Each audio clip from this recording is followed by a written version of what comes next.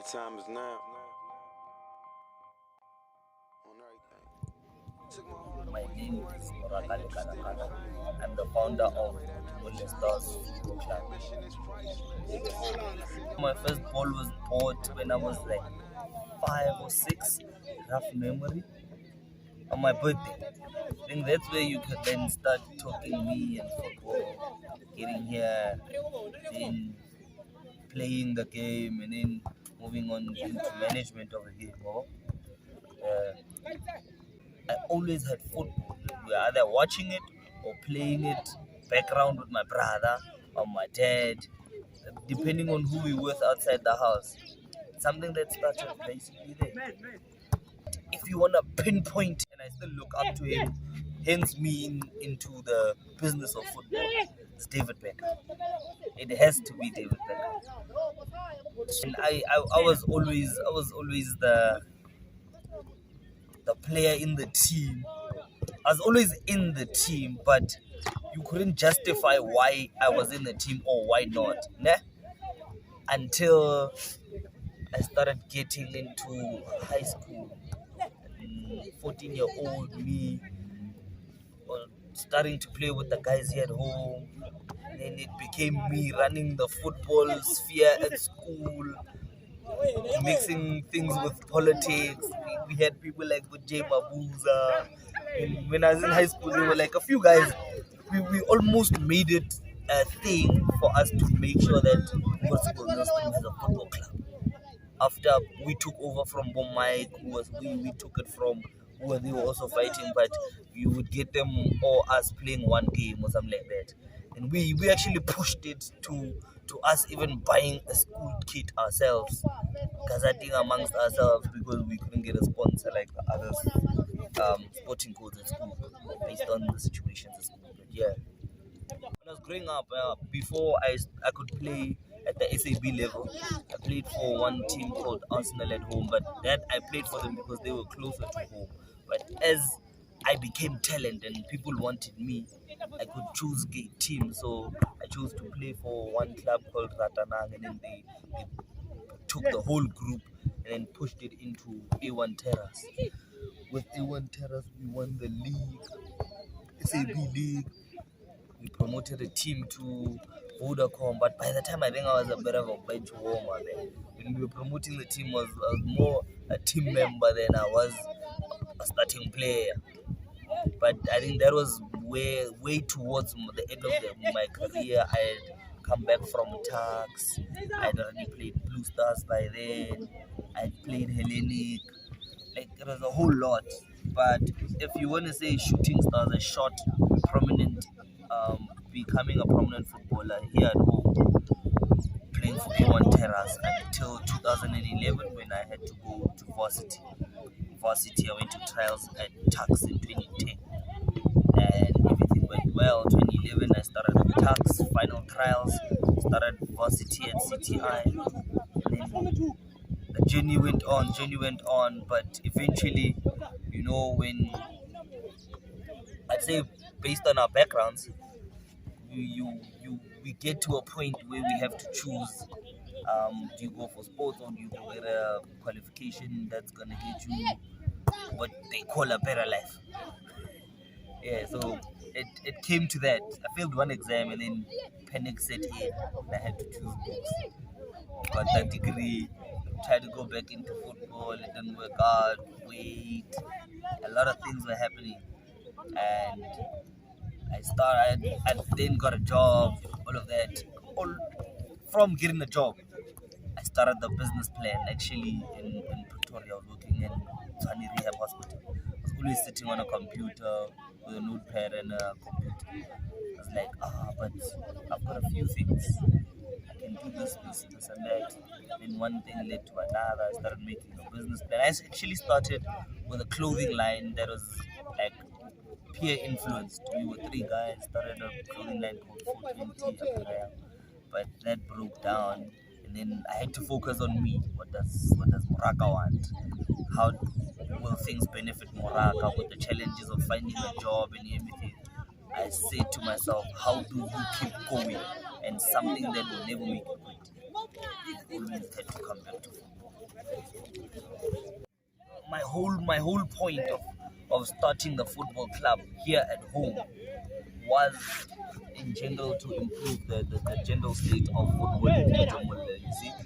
So here is a club where you get a lot of clubs, Modimolle, Juventus, what. These names already exist. Your Espetanos, your La Masias. These names are things that already exist. I would want this thing was once said on Facebook by I think Mpolo. I was like, I used to talk about it, but Mpolo really put it out to the people of Nylstroom. Like, why do you open clubs and then call them names of clubs that are already existing in the world? Don't you have ambition for your club to go big? So this is me. I opened a club called Modimolle Stars. I opened this club to actually stand for Modimolle. If we are going to do anything that will be big in the football sphere, it will be through Modimolle Stars, promoting the kids, promoting the football, assisting the LFAs, assisting where we can with SAFA, or working hand in hand with these custodians so we can develop and grow Modimolle's football. Basically, that is the whole mission of Modimolle Stars. The sense of belonging. You know, if I think I wrote a lot about this. If you look at a lot of the clubs, I wouldn't even look at how as far as Europe. You're taking it very far. Look at Kaizer Chiefs and Orlando Pirates and Sundowns. They're your biggest clubs, but these clubs are specific to a certain area. Orlando Pirates, Mamelodi Sundowns, Modimolle Stars. We are the on the same level as them, just younger age-wise and experience-wise. But what we're doing is something close to that. If we could create a stadium that will be for the team, for the community, for the people. This will in turn develop just the football, it will develop the whole community as a whole, putting in other aspects of business and everything around something like a stadium through a football club. We've got a lot of young talent that we sourced for the last 8 months throughout the COVID-19 and throughout all of these difficulties. But we started with the talent level was very, very, very low. We started with an under 13 group. It was very mixed age groups. Then we went in for under 15, and then we went in for under 19. Then the group grew. Then we went into an SAB team. Then we have an approximate amount of 60 players. But we started this thing with a very, very, very low budget. Yeah. But our aim was to talk to anyone who wanted to play football. Come, we've got the time and the will to teach. And then the talent level grew until to where we are right now. A lot of these football clubs, sorry to use the bad words, but are run in a way like tuck shops, spaza shops, without book. They don't really take stock of the inventory and stuff like that. They don't have a lot about what's happening in 3 years with the same club. So a lot of them are running the club on season to season. So without the Waterberg office, their SAFA or the LFA group of people, the clubs are not functioning. So they only function when your LFA says the league is opening, then the club is operating or the kids are training, things are happening like that. With us, we've got a club calendar which includes the league calendar from the LFAs and the South African Football Association Office of Waterberg. For us to be in operation, ability to operate is the biggest need for the club. So whereas we've got a few of the equipments that we got from the National Lottery Office. That's the only people who are helping us, and then we're working on some deals with a few local companies which are gonna help us get somewhere. But it's all about making deals, getting the right personnel in, or educating the current personnel that we have. We've got a lot of planning around this. People say I'm crazy. I say South Africa is one of the most talented, if if not top 10 countries in the world with talent when it comes to football. Pure talent, and which can be developed in terms of strength, and other countries have a lot of strength and size and power over us. But if you're to talk to the pure talent of football, then we, your Brazil, your Spain, your quick thinkers, your very quick, exciting football players. Now, if you get education into this thing, the football education of it, down to these grounds, get this pitch and in a proper way for the conducive, make it conducive enough for football. Or let's say, put 10 of these kids for a month or 2 months in a Chelsea academy. Trust me, you get 6 or 7 qualifications of 10. Put 10 of these kids in any of these good environment academies in Europe or here in South Africa. You get something. But we need working together with corporate. We need funds. We need custodians. We need the local municipality. We need the district municipality. We need the province as well. If all these entities can come together, start here at local level, come together at district level, at regional level, at district level, at provincial level. Eventually, we're pushing things at national level. SAFA, we're winning things. Why can't we? I think our time is coming, but a lot of us are gonna need to push as much of the talent that we have around our own areas to get there. But if the processes are as fair as they should be, it's not very difficult for a country like ours to get to your quarterfinal World Cup or even win the damn thing, man. You see, we've got a very large amount of talent, especially in South Africa.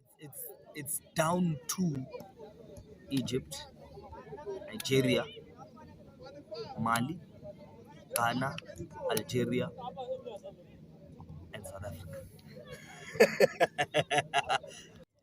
No, not Ivory Coast. The best generation of Ivory Coast to win a World Cup or a AFCON is gone.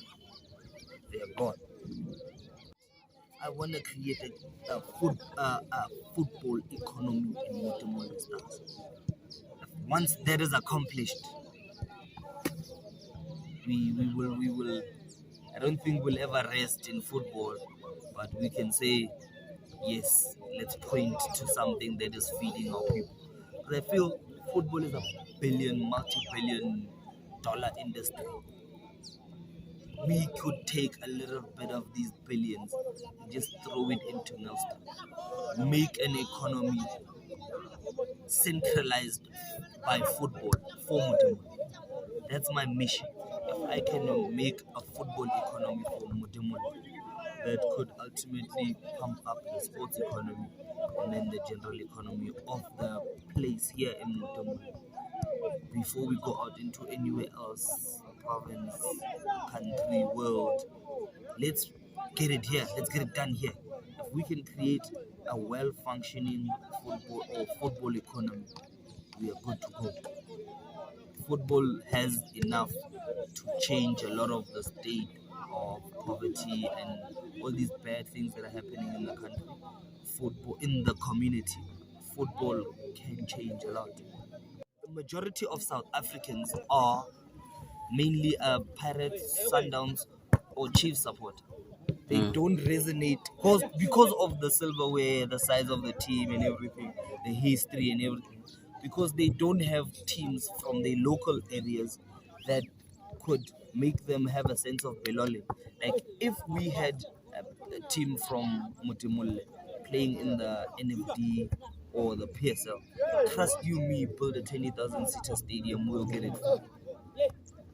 There is that much money. It is just going to the wrong type of things. There is no stadium. Not a lot of people from Modimolle are going to drive to Joburg every weekend for a game. But put a stadium here which can facilitate a game like that with the same level of PSL and professional football in the NFD. We can then say the people of Nylstroom have every week a game that's going to be televised. Something like that generates coming together of people. A lot of people drink over here. If before they drink they can go to football, trust me, 50% of the drinkers are tired by the time you're supposed to go drink. I don't really dance around it a lot. I was listening to a lot of hip hop. But it was more about what I heard in this hip hop song. Took my heart away from money. I ain't interested in fame, and I pray that never change. Ambition is priceless. It's something that's in your veins, and I put that on my name. You can't really buy someone's dream or act it out for them. Or the will to go for something. You can only go for something and never stop until you get it if you have a certain level of ambition or drive or passion towards it. And those words resonated a lot in my head. Ambition is presence. It's something that's in your way. It's not just the ambition is presence. It gets long. Well wishes to my opposition. Well wishes to my opposition. You niggas probably cop a plea before you cop a pistol. I got nothing against them. They got fucking potential. But every nigga who can read gotta get his issue. Subscribe niggas reside where all the lions and killers be. And I ain't spending a minute up in the streets, but I'm limitless mentally. I'm lyrically ZMT, LeBron shit. I was in the 6 after 23. And family gets everything. And money is less important. Long as your mama love you, don't ever love a woman. I got a lot of bitches. They got a lot of feelings, but I got that green on my eyes and that ain't no Donnie Simpson. I retire you niggas, fuck you in your position. They play so them slippery niggas can't even kick it. Y'all rambling, talking shit to these bitches. You know you real, you don't say it. You know you real, we gon' feel it. Ralph. Beautiful music, painting pictures, this be my vision. They gon' love me for my ambition. Easy to dream a dream, though it's harder to live it. Look, they gon' love me for my ambition. Beautiful music, painting pictures, this be my vision. They gon' love me for my ambition.